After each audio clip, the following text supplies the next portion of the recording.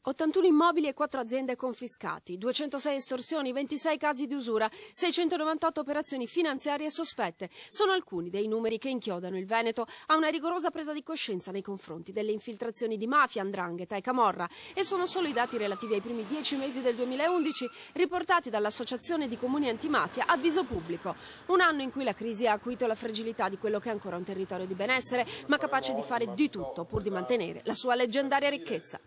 È un territorio dove ci sono molti investimenti, ci sono molte risorse da impegnare e dove anche e soprattutto dovuta alla crisi economica ci sono molti imprenditori che hanno bisogno di trovare risorse per continuare a dare lavoro e a mantenere in essere le loro aziende.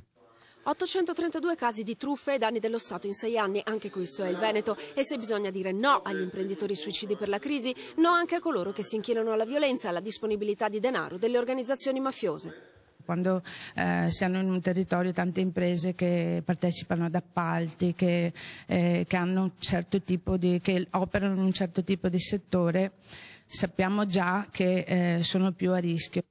Un omaggio agli amministratori nel mirino delle mafie, una notazione critica verso chi, e potrebbe essere il sindaco di Cortina, irritato dai controlli antievasione, non ha appoggiato del tutto l'azione delle forze dell'ordine. Noi siamo dalla parte delle forze dell'ordine, noi vogliamo che i controlli ci siano, noi chiediamo che i controlli ci siano e ci siano per tutti, che tutti debbano fare la propria parte.